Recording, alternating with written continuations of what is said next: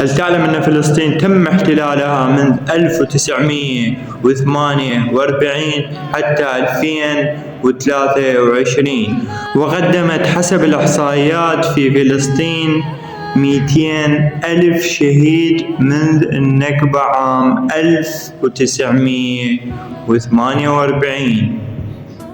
إنا لله وإنا إليه راجعون. من قبل دولة إسرائيل التي ليست دولة هي، لعنهم الله.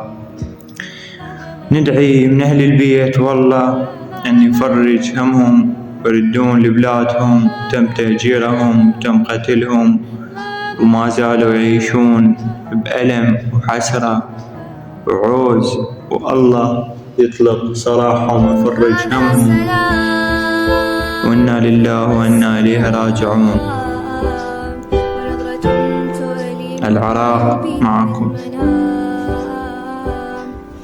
كلام بعد كلام، وعين تنزف ماء في فضاء بين فضاء، لا مكان له في الوجود.